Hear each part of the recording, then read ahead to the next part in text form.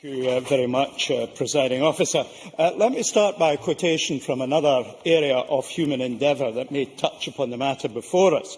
It reads, "The only ethical principle which has made science possible is that the truth should be told all the time. If we do not penalise false statements made in error, we open up the way for false statements made by intention. And a false statement of fact made deliberately is the most serious crime a scientist can commit." I think to replace the word science by the media gives us perhaps a hook upon which to hang the approach that we should be taking here.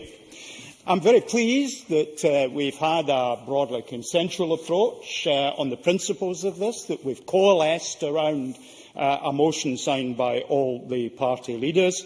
I'm sure we'll have matters of detail where we may take a slightly different view, and I'm about to broach one where I'm going to diverge.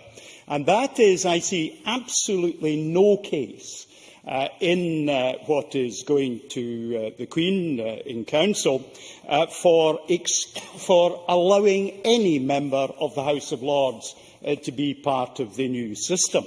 The House of Lords is the majority of the state's legislators, the only state in Europe where the majority of the legislators hold no electoral mandate from the people, and we should not be in any sense entrenching any further power in people who have voluntarily chosen to get engaged in the political process in the way that members of the House of Lords have. Now, many of the members of the House of Lords are very worthy, clever and knowledgeable people, and nothing I say is to take that away. But I think it just dilutes the purity of disconnecting politicians from this important area of public life by allowing any members of the House of Lords, however restricted, to be part of the way forward.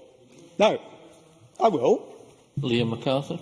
To Stewart Stevenson for taking an intervention, interested by the line of argument he's pursuing. I would probably share his desire to see a wholesale reform of the House of Lords, perhaps through different mechanisms. But does he not accept that, just as there are provisions being put in to ensure that this Parliament, if it so chooses and the circumstances arise, can move in a different direction, if we're faced in a situation of House of Lords reform, we can equally go back to the Royal Charter and amend those provisions? But for the time being, it remains a part of the decision-making process at Westminster. Stevenson.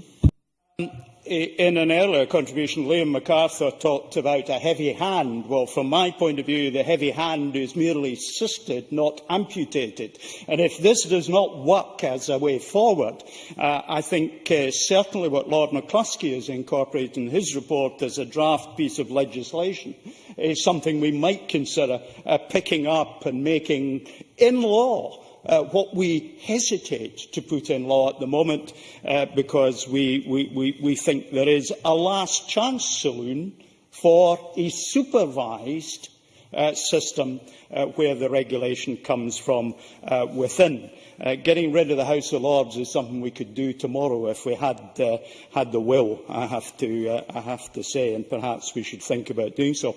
But it's been quite a long and tortuous journey to get to where we are today. We need to be careful not to assert as a matter of fact some of the accusations that are still to be tested by the court. There are very serious accusations of criminality among a relatively small minority of individuals in the media.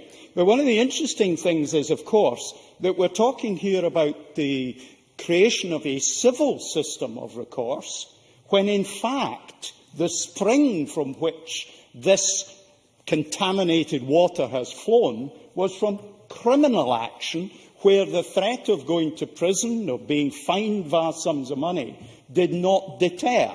But we can see in what is brought here the imposition of million-pound fines, making it less financially attractive to break the law. Now, of course, people should not have to have sanctions to avoid breaking the law. They should feel naturally that it's their ethical duty not to break the law. But much of the debate also touches on the whole issue of what is in the public interest. and who's going to be the guardians of the public interest, because it's that test of public interest that determines what turns information into news. It's been said that what news is something that somebody somewhere doesn't want you to know. And when the public interest test is passed, that thing which someone wants you not to know is properly made available to you so that you know it. So, public interest test is about the balance between individuals who lose through disclosure and the right of the wider public to know of what's going on. And how well this public interest test is applied in the new world will be the real test of whether this is working. Now, a Royal Charter, of course, carries with it, it is said, a special protection. It's a quasi-constitutional bar to easy change of this environment. Now, I say quasi-constitutional because, of course, we live in a state with no formal constitution. There is nothing actually in law to prevent the House of Commons, working with the House of Lords, to overturn anything in the land whatsoever. So I'm not wholly convinced that it being a Royal Charter forever gives the protections that some claim. But the bottom line is that we, as I said in the debate on the 4th of November, we need to recognise that a diverse media, just like democracy, means respecting the rights of those with whom we fundamentally disagree. So if others take a different viewpoint on what I've just been saying, well, so be it. I'm not going to get my way today. But that doesn't mean I'm not right in the long run. We do need diversity. We do need to respect the rights of our local papers. I, in my constituency, have 12 local papers that I have to read in my office. But equally, where is the boundary between a paper that's covered by this and perhaps a periodical carrying news published in a parish to perhaps 150 parishioners? It seems to be caught by this. Even we as politicians could be caught if we provide something which is news and perhaps carries advertising as part of promoting our electoral campaigns. Is that included?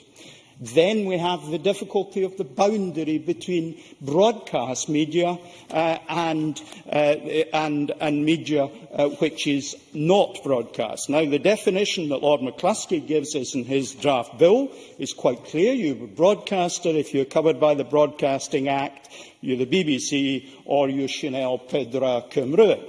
Now, that's quite clear. But then, where does that leave Buchan Community Radio in Peterhead, who broadcast on the internet, but hope to, from time to time, broadcast for a month or so through the airwaves? How does that leave Devon FM in Banff, who are in that same position? Some of the time, there will be the media and the press and covered by this. Some of the time, this will not. The reality is we need to look at the whole picture. We need to make sure that we cover all ways in which people get news and it's properly controlled. Presiding Officer, thank you for your indulgence. I shall certainly be supporting the motion before us today, but hoping for better thereafter.